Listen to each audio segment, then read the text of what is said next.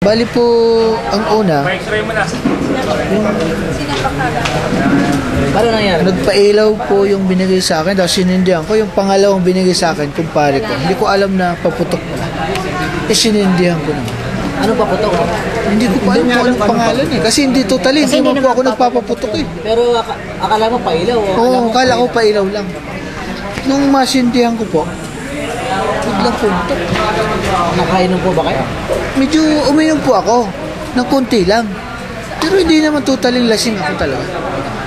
Eh, Ano paramdam nyo ngayon? Ano pakiramdam nyo ngayon? sa ngayon po, medyo Sige ka mo kayo. okay naman po, relax lang, kaya lang. Sabi mo nabigay ka Medyo masakit naman yung sugat ko.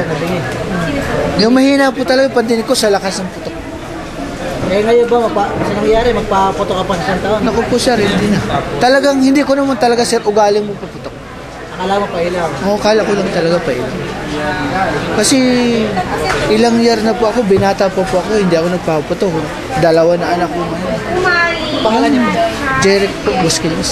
Jeric Vasquez. Bosquillos po. Bosquillos. Jeric. Pero saan kayo?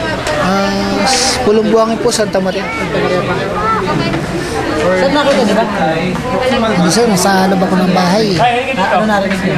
Pumutok na lang eh. Mga buhangin niya, umabot pa sa bahay namin. Malakas. Malakas talaga. Gano'ng kalakas? Palagay nyo, anong paputok yun? Hindi ko alam sir, kasi hindi mo ako nagpapaputok eh. Gano'ng kalakas? Basta malakas.